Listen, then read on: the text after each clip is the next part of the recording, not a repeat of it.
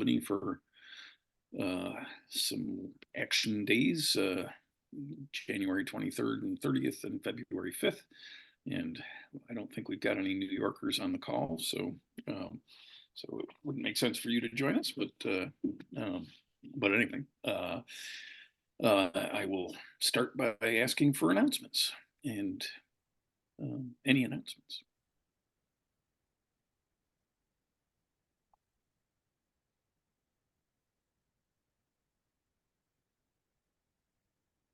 Katie, go ahead. I have one, but it's going to take me just a minute. I'm going to pull up the link as well. We set up our webinar. I think I mentioned this last in the fall at some point, and that Clean's working on developing an asynchronous teacher workshop around or teacher professional development opportunity around teaching climate and energy and using Clean for that. So we've reduced our webinar series this year. We're not hosting quite as many, but we are still hosting one per semester. And we set up our one for this semester is going to happen in early February. So check it out and share around. We will start sending marketing emails this month, I'm sure. And putting on social media and other things like that. So help us spread the word. But I think that's one of the big things happening, upcoming events for Clean right now. Any other announcements? Go ahead, Jim. Hi, Don. Thank you. So this is more just a kind of putting feelers out on something and getting reactions over time is the AGU conference, of course, which you just happened, looking at how we can take from that and be even get even more out of it next year for 2024. I mean, we know what they're like. We saw what it's like in San Francisco. They're back. The turnout is larger than they've ever had before, even before COVID now, 27,000, 28,000, something along that line. And just seeing if, where else we can do. One is, I know our group, we have a lot of people in DC, so our ability to have a very strong turnout is very strong, and AGU responded. I asked the top people who came to the luncheon for the Bright Star students how they felt about our work to use AGU science to take action on climate change, and the reaction is that's right on point. That's exactly what we want to see more of. So like Excel being highlighted at AGU should be very much supported by AGU. So anyway, I wanted to bring that up. I know it's way ahead of the time because we're looking now in December, but there's a little bit of going with the momentum we have now off of 2023 to see if we can be better prepared going into the summer and have people signed up.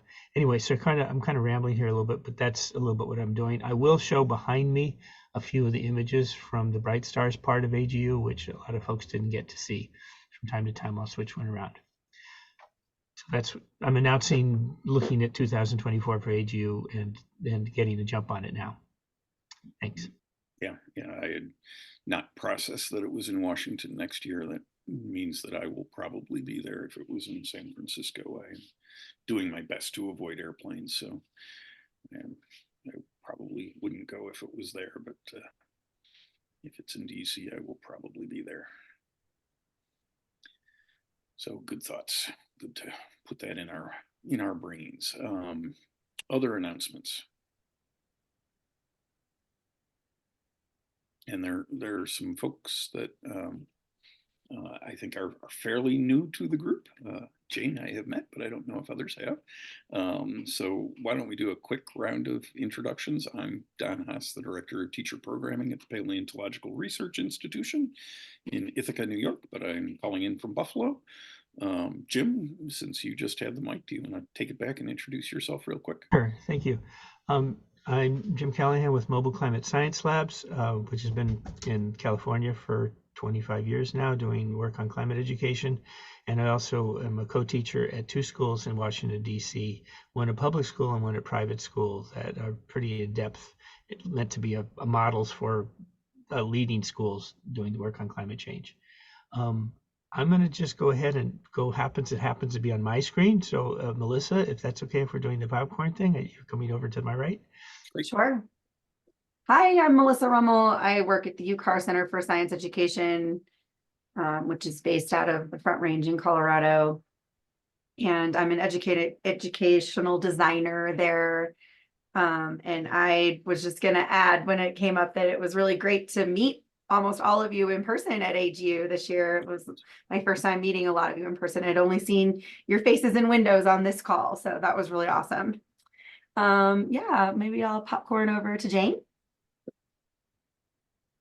Hi, everyone. Yeah, my name is Jane. Hi, Don. Happy New Year. Yeah, I saw some familiar names and trying to connect with the name, and maybe we had a chat before. Basically, I'm the co-founder for a Canadian company called the Spring Bay Studio. Our mission is helping students to engage with the environmental educations through a play-based approach. So like I caught a little bit about the announcement Don you mentioned there. For us, it's a very exciting opportunity happening in February in Washington State. We're trying to have a statewide online climate action competition. So then the children can track their carbon footprint, and then hopefully the more people are start to talking about our human impact. So that's me. Thank you. I think on my screen I see Karen. You are the next. Maybe you could introduce yourself. Thank you. Thanks, Jane. Hi, I don't know if you can hear me. We can. You can. Can you see me? Yeah, from the mouth up. Well, I can't see myself, so I thank you. There you are. Is that any better? Did I That go is in the better, right yes. direction or the Yes. wrong direction? You went the right direction. Thank you, Don. I'm Karen Holweg. I'm in Boulder, Colorado, and I'm working with community groups. And I saw that today's topic was working with state legislatures, and that's my cup of tea. So I'm glad to be here. Great. And you want to pick somebody to go next? I can't see the screen anymore. Oh, okay. I'll pick somebody for you. How about Carrie? Thanks. Hey, thanks, Don. My name is Carrie Herndon. I'm the curriculum developer for the National Center for Science Education. We've been around for 40 years, helping to dispel misconceptions and also track how evolution, climate change, and the nature of science are being taught in classrooms. I will tag, I guess, Amy. Hi, everybody. Good morning. I'm Amy Frame. I'm the Director of Strategic Partnerships at 10 Strands in California. And we work on a wide range of climate-related professional learning and advocacy and systems change initiatives. And I lost track of who was speaking. Sorry about that. You guys, I was listening but not looking. I don't know who needs to go next. I think Gina and Katie are who are left. So how about Katie? Hi, everyone. I'm Katie Boyd. I'm the Clean Program Manager. Clean and myself are also based at Series Education and Outreach. So I spend some of my time there also doing research and evaluation on other educational projects, but mostly focused on clean. I use she, her pronouns and am based in the Boulder, Colorado area, the traditional lands of the Cheyenne, Arapaho, and Ute. Gina, is your audio working? Do you want to give it a try to introduce yourself?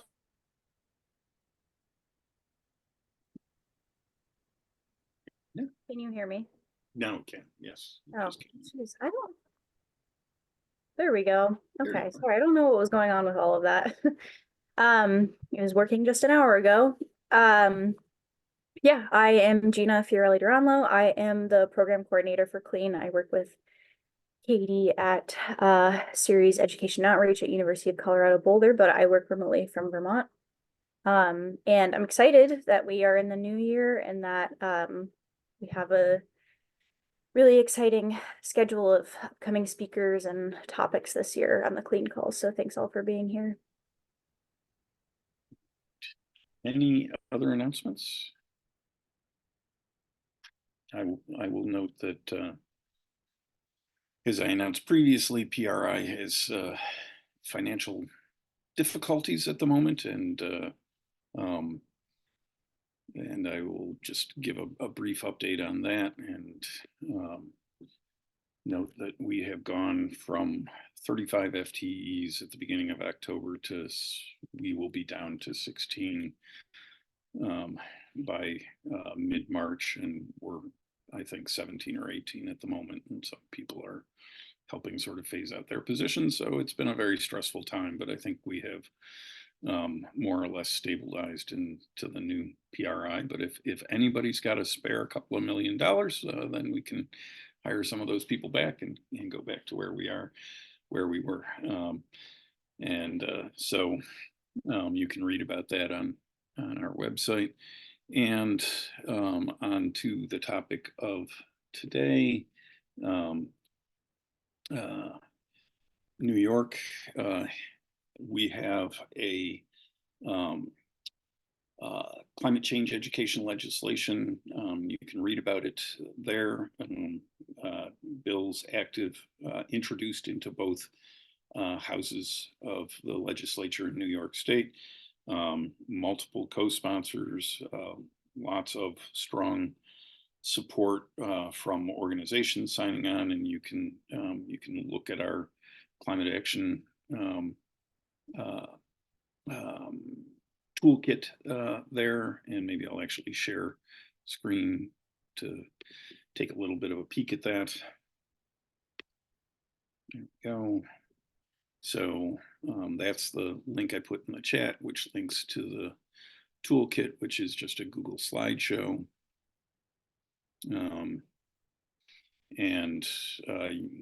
That links to the bills, and the bills are identical in both houses. And we think there have been several bills over the last several years that never got out of committee.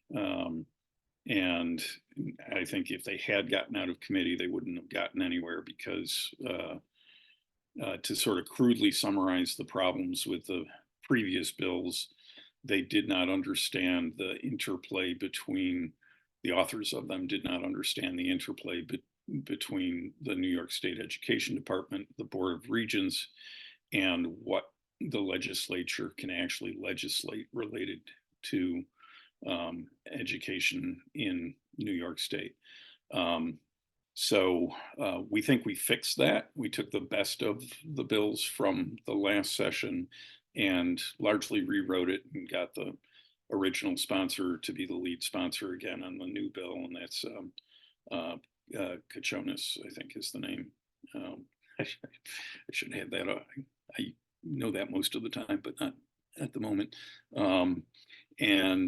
So we put together a toolkit for action that describes the organization, which is a statewide organization of intergenerational group who are working to get this bill passed, and really wrote it collaboratively and addressed all of the shortcomings of the previous bills. And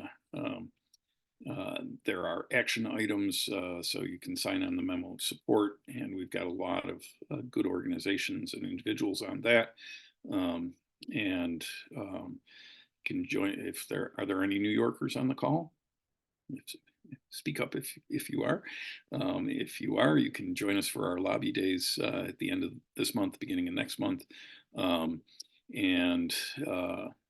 There's info on the group. It is an interdisciplinary P12 education, and it does not propose changing existing standards, because that is a kind of a minefield in New York State. It takes on the order of 30 years for curriculum standards to change, and they don't use the word curriculum for standards to change in the state. So we feel that you can teach climate within the existing standards, but teachers will do that more effectively if they have help to do it and resources. And so the bill provides for substantial professional development and the development of a resource hub and the development of an Office of Climate Education and Workforce Development, and establishes green and career and technical education programs, and pays attention to equity and justice along the way. And I don't think I'm going to give you enough time to read these, but rather, you've got the link, and you can take a look and ask me any questions. And I see there are things in the chat. So let's see what they say. Oh, sorry, I saw that I asked for the slides, but then I realized that I had them here too. Oh, okay. Could you say like one thing more about what it was that was not understood about how the educational system works in the first version of the bill? Yeah, I can say a lot about that, and I think it's I think New York State is different from other states in a lot of ways. For one thing, New York State has the Regents Examination program, which was established by the New York State Legislature in 1865, and is very resilient to change. There are end of course exams in the sciences in high school for earth science, biology, chemistry, and physics, although those names have changed a little bit over the years. Biology this year is called living environment. Next year, when the NGSS standards finally go into effect in high schools in New York State, it'll be biology or biological sciences again, and what has been Regents Earth Science will become Regents Earth and Space Science and stuff like that. But the basic course sequence in high school has been in place for 100 years ish, and those Regents exams apply to the core disciplines. And foreign languages, I think, still have Regents exams. There used to be more of them than there are today. And those, many in New York regard the existence of Regents exams as a thing that makes us better than y'all. I don't actually buy that, but it is under the domain of the Board of Regents and the state education department, and state law makes it challenging for the legislature to mandate curriculum. It's a really hard push to change. One of the questions that I use in talking about the state of things is, which is older, the New York State social studies standards or Google? And the answer to that question is the New York State Social Studies standards, which are from 1996 and are not slated for updates. And so we very carefully talked about how to teach climate change using the existing standards, which is indeed doable. I mean, the basic, concepts and principles of all of the standards can be related to climate change. And, one of the things in the social studies standards is teaching about the United Nations. Well, what's the United Nations most in the news for the last several years? It's around climate change. So you can bring in climate change to your social studies classroom, even though the social studies standards written in 1996 don't say a word about climate change. And I think that's, I don't have California from 1998. Well, you are 2 years more modern than we are. And the current science standards that are being phased out, and I sort of say current, the fading science standards were, I think, written in 96 and officially enacted in 2001. And the first high school science assessments based on the NGSS standards will be in June of 2025. and they may not be mandatory for all schools, but will be by 2026. So it's a painfully, painfully slow process to change standards. But we, in the CRETF, the Climate Resilience Education Task Force, the group that wrote the bill, we looked to the 1994 law on teaching the Holocaust and other historical events in social studies using original documents. And that was a law that was passed without changing the standards, but still mandating that the Holocaust get taught about. So that the first section of that bill, or that law, that section of the New York State law is, I think, section 817, something like that. And the Holocaust legislation was part 1, and we are aiming to be part 18, I think. Karen? You're muted.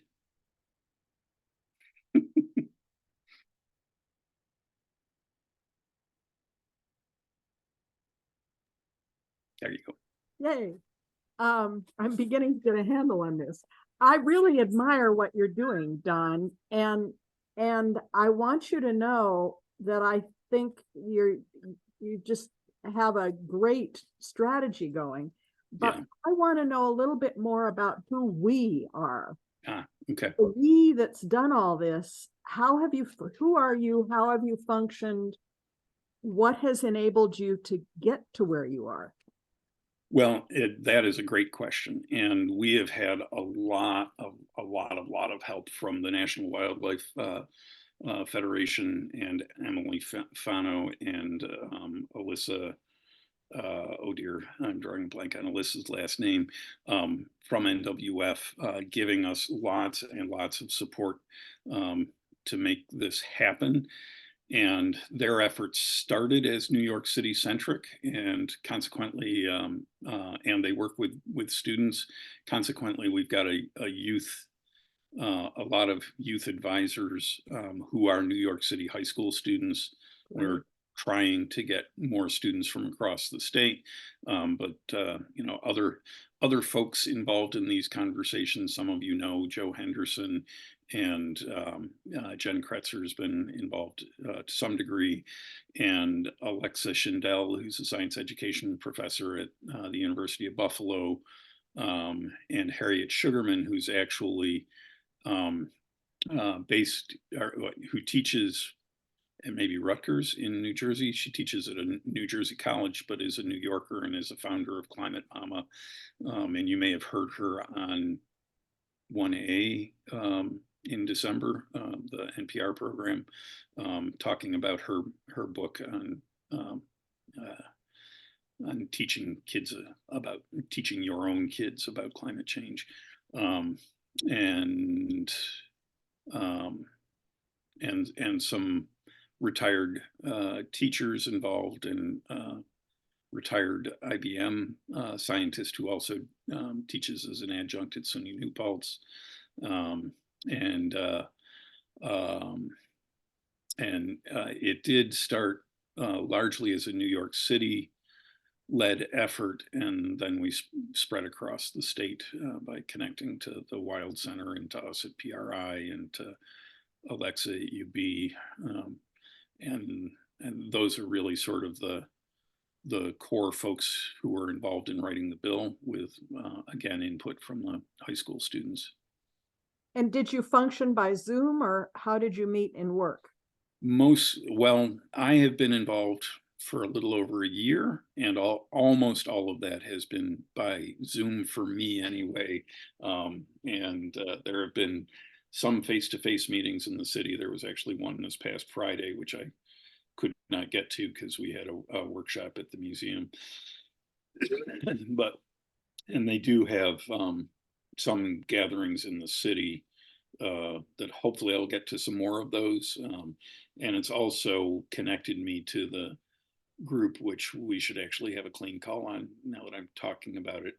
And that is a collaboration. It's the New York City it's a collaboration of the New York City Department of Education, the American Museum of Natural History, PRI, the New York City Parks Department, and some others and City College, very importantly, City College, to develop a climate mini credential for New York City teachers, which will be three graduate course sequence in climate change and how to teach it, and that is kicking off in February.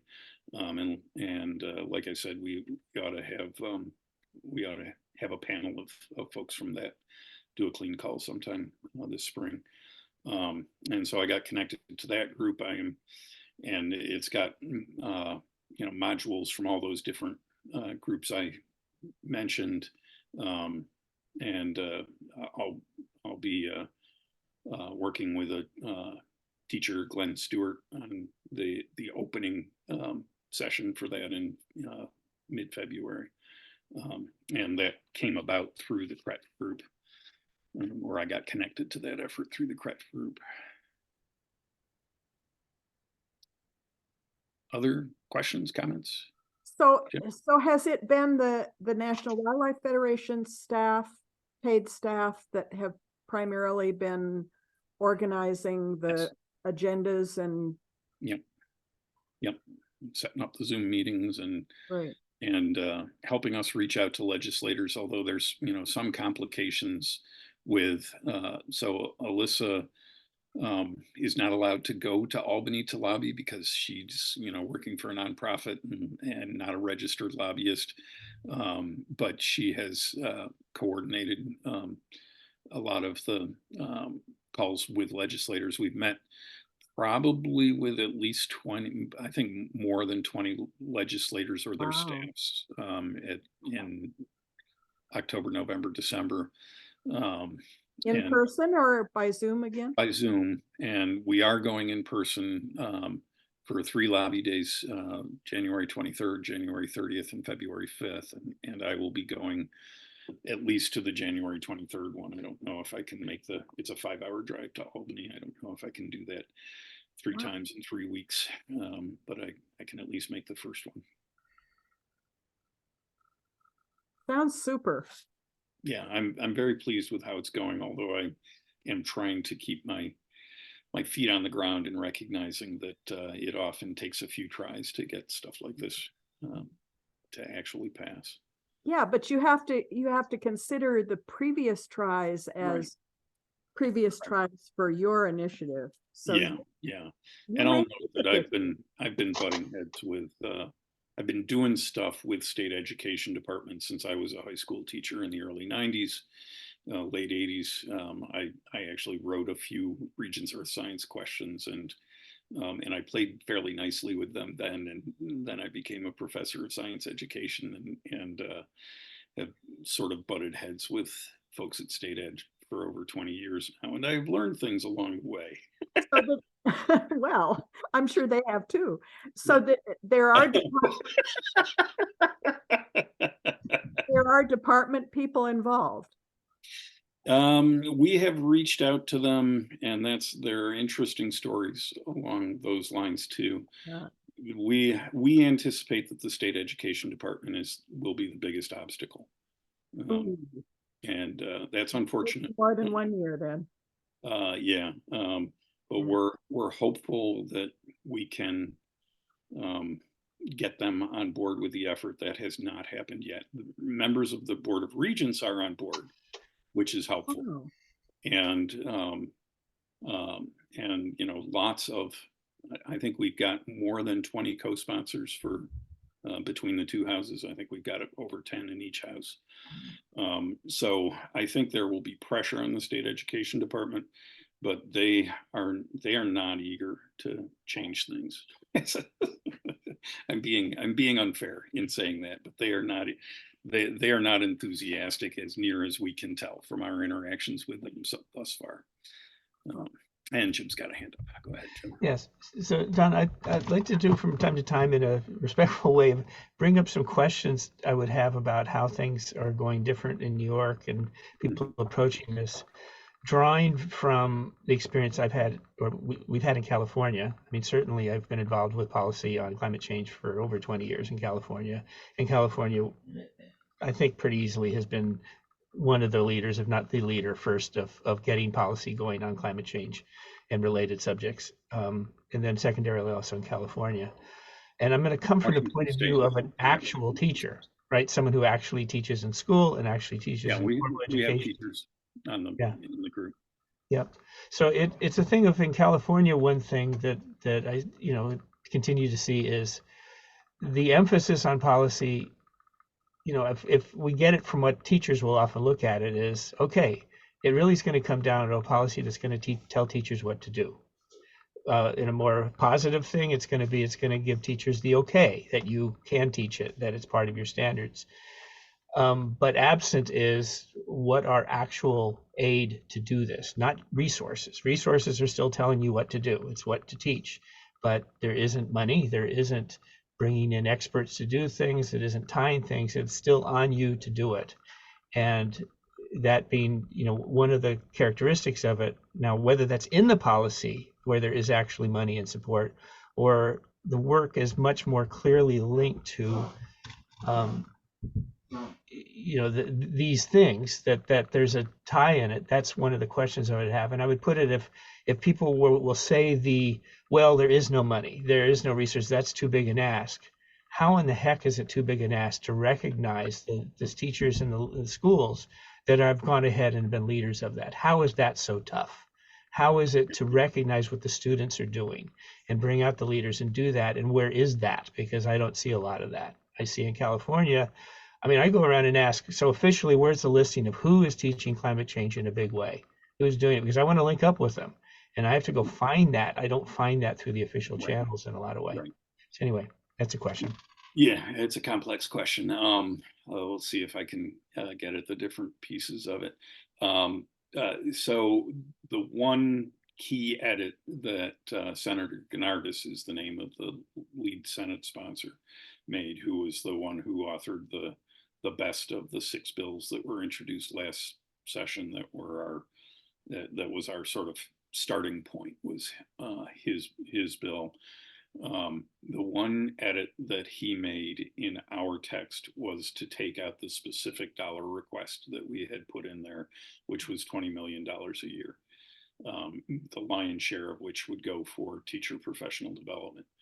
He assured us that if the bill passes, the money will be found, and that will probably come out of what's called the CLCPA, which is, I don't remember, it's New York State's big climate law. I don't remember what all the letters in that stand for.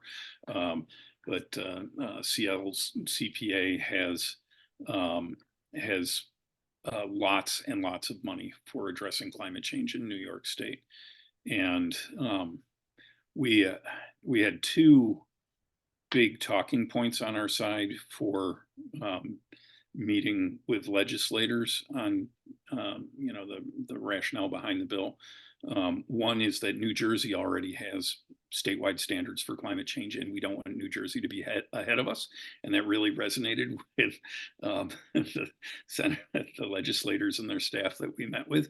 And the other was the smoky summer that we had, and fall, that we saw climate issues in New York State we have never seen before, as well as some severe rain events that, West Point got, I think it was 10 inches of rain in about 2 hours in July or August, one afternoon in July or August. And those, we had multiple incredibly extreme rain events, and actually there's some of that is forecast. I think the New York City area might get 4 inches of rain today. And that's insane for this part of the country. So those things helped make our case. And I wandered away from the question, but we do have teachers involved. We do have, and we recognize the importance of professional development, and that's where we want the lion's share of the funding to go. But they did actually take the specific dollar amount out of the bill. So did I hit the key points? What about delivery system for the professional development? How do you envision that? Well, we haven't spelled out every last detail. We do have there are a number of avenues for delivery of professional development. The BOCES system, which BOCES stands for Board of Cooperative Educational Services, which is, that system exists in every state, though it's got different names in most states. In Michigan, it's intermediate school districts. Pennsylvania has something kind of like that. But it's collaborations of school districts in a region to do things that are hard for an individual district to do, because it's, they wouldn't have special ed services and vocational ed services and stuff like that are often done through BOCES, as well as professional development services. And BOCES serve all but the big 5 districts in New York State, and the big 5 are New York City, Buffalo, Rochester, Albany, Syracuse, who are big enough to do those services on their own. And there is a statewide network of professional development providers that's coordinated through the BOCES system. And members, I have been to precisely one of those meetings a year and a half ago, last September 2022, and there were representatives there from the big 5 as well as from the different BOCES. I think that that's a sort of likely source, although I will note, and I know we're being recorded, I probably said things I shouldn't say already, but I've worked with BOCES across the state, and that has often been frustrating. We also have the Master Teacher Program, which is headquartered at SUNYs across the state, and 9 regions cover the entire state. The Master Teacher Program is just for STEM teachers, and teachers apply to be a part of that program, and it's highly competitive. They serve as master teachers for 3 years, and during those 3 years they get a $15,000 a year stipend, with the expectation that they do lots and lots of professional development, and hopefully that spills over back to their schools. And it seems to me that that system works better than the BOCES system, but it's also giving the most professional development to the teachers who need it the least. So it's a little complicated, but that is, we have not spelled out the details of how that'll work, but my hope is that it'll be coordinated effectively by either the BOCES or maybe by expanding things that the Master Teacher Network can do. Jim? Yeah, so I'm gonna, if I bring in some contrast of we learning from other parts of science or other parts of education in general. Take the area that has really done well in getting into the schools and in informal education, robotics. So with their industry, with their work, it isn't just policy. If we teach robotics, they bring in support, they've been experts, they're hands-on.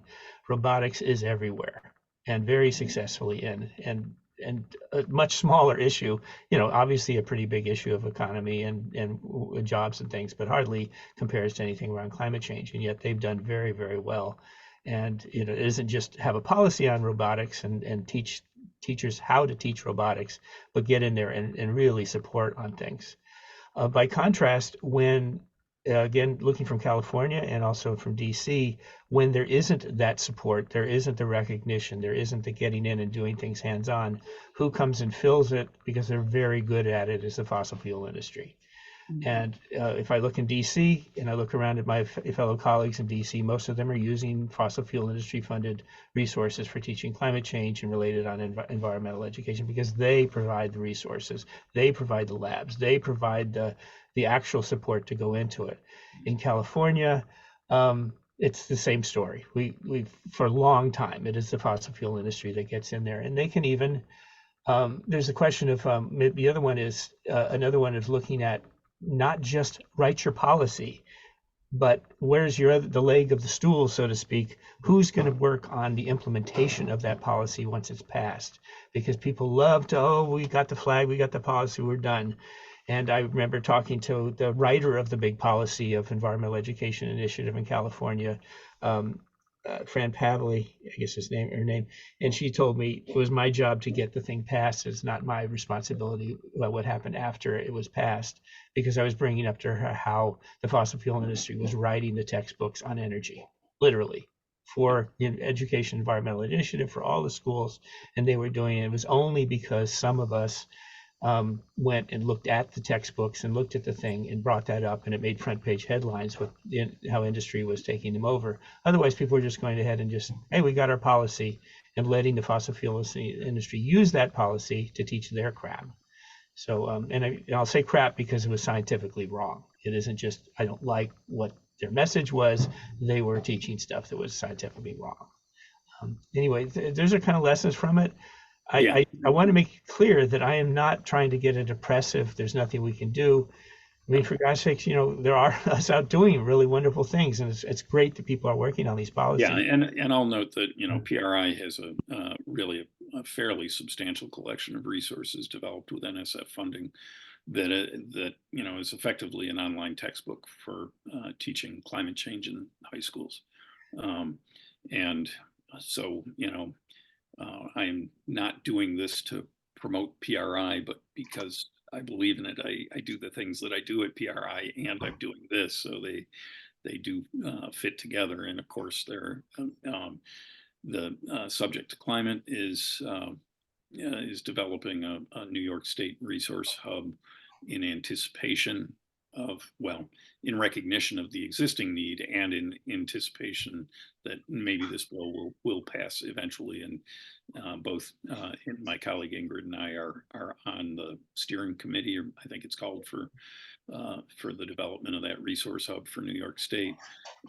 So we are hopeful that we'll be able to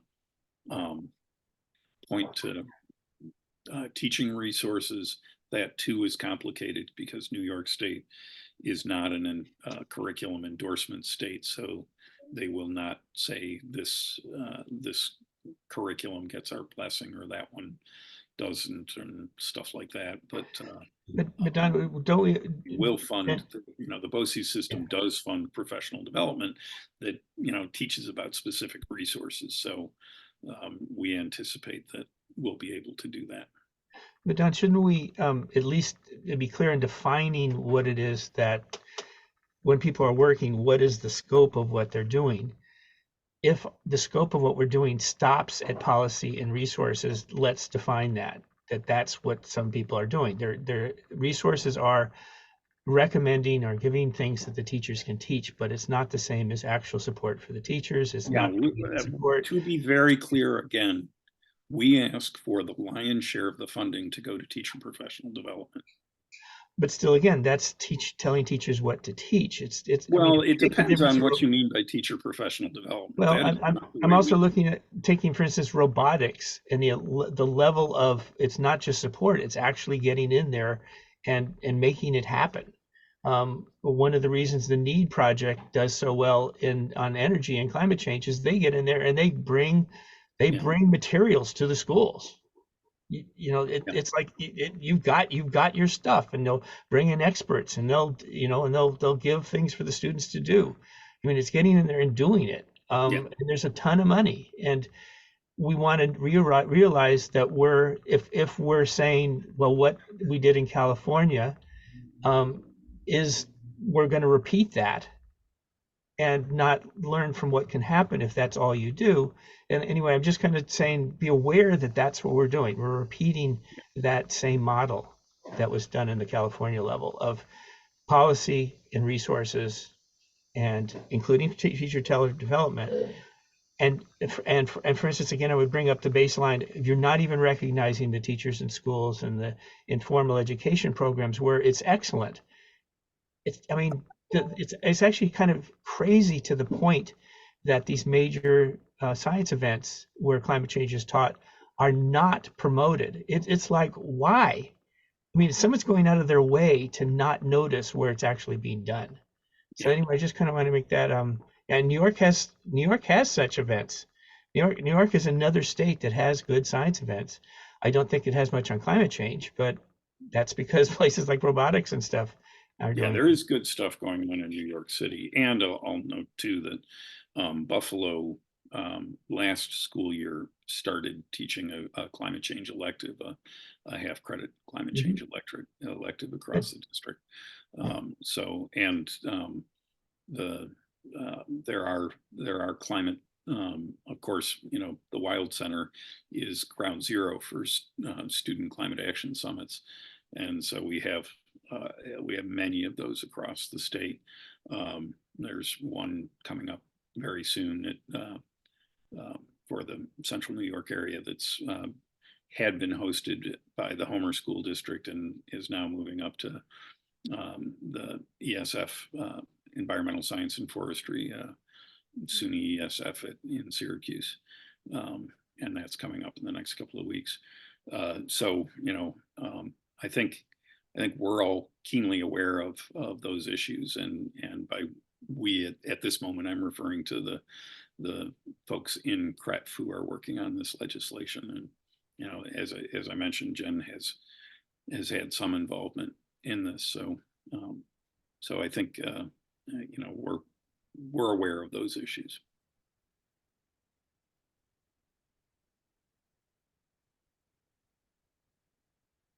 Other thoughts, questions, comments, smart remarks?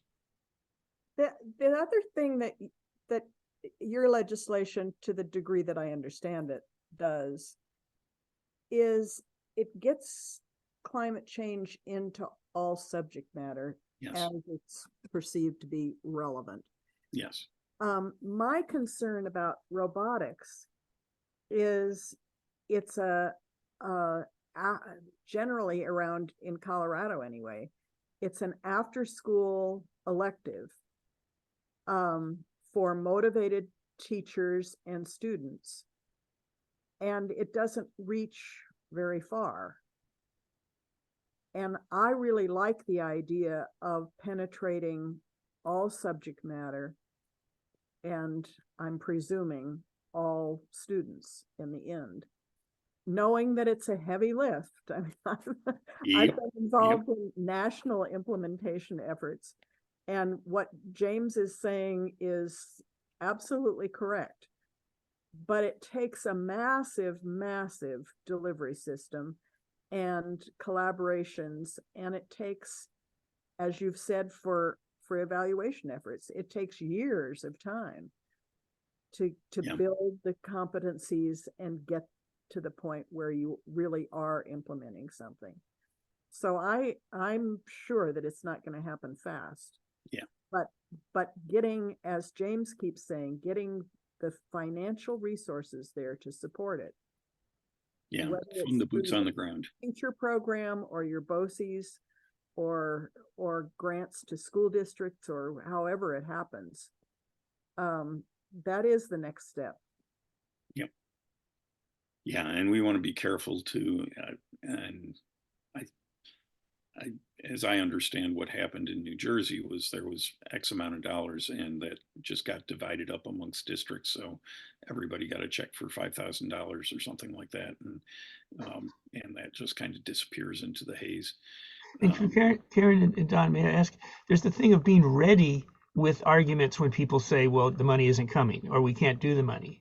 And that's where I wanted to raise one example is, we're not, okay, if you won't give the money, you won't give the recognition. You recognize different things. You highlight different things. It doesn't take money to do that. When you're not doing that, it begins to give up the game. Are you actually serious about this at all? Because why won't you recognize the teachers and the schools and the after-school programs that are doing it and supporting that? Even just recognizing it. That just kind of says, Well, but you want this to work. as I understand what Don has said, their sponsoring legislators feel that there is enough money. And the first step is to pass the first bill. And the second step is to pass the appropriation and make the money flow. So it's a sequential thing. And I guess if I were in Don's shoes, I'd pursue the route they're pursuing now, as opposed to chopping off the option to even proceed. Before you've taken the first step and tried to get to the money issue.